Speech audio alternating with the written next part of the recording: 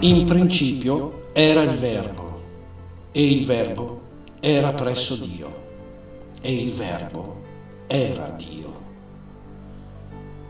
Egli era in principio presso Dio.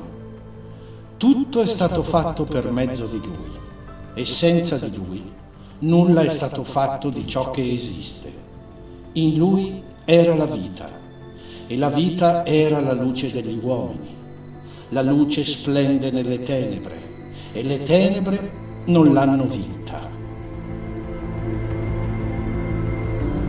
Veniva nel mondo la luce vera, quella che illumina ogni uomo.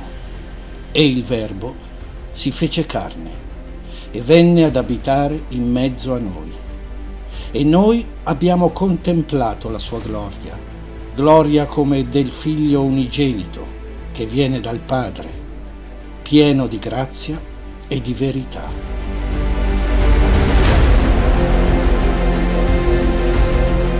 Su coloro che abitavano in terra tenebrosa una luce rifulse. Mentre i pastori vegliavano di notte nelle loro terre, la gloria del Signore li avvolse di luce. Nella notte della terra è apparsa una luce dal cielo. È apparsa la grazia di Dio. La grazia di Dio che porta salvezza a tutti gli uomini, che nella notte santa ha avvolto il mondo.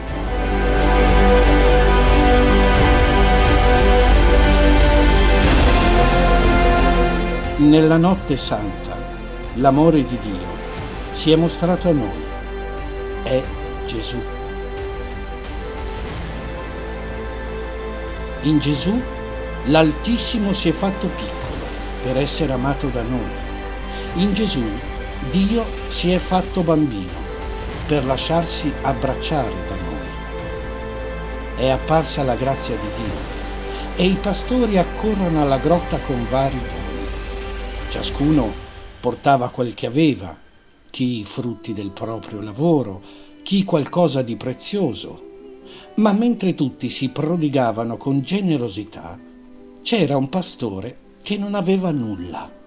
Era poverissimo, non aveva niente da offrire. Mentre tutti gareggiavano nel presentare i loro doni, se ne stava in disparte, con vergogna.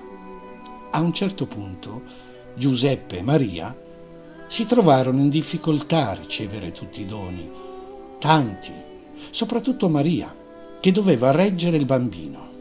Allora, vedendo quel pastore con le mani vuote, gli chiese di avvicinarsi e gli mise tra le mani Gesù. Quel pastore, accogliendolo, si rese conto di aver ricevuto quanto non meritava, di avere tra le mani il dono più grande della storia. Guardò le sue mani, quelle mani che gli parevano sempre vuote. Erano diventate la culla di Dio. Si sentì amato e, superando la vergogna, cominciò a mostrare agli altri Gesù, perché non poteva tenere per sé il dono dei doni. Caro fratello, cara sorella, se le tue mani ti sembrano vuote, se vedi il tuo cuore povero di amore, questa notte è per te. È apparsa la grazia di Dio per risplendere nella tua vita. Accoglila e brillerà in te la luce del Natale.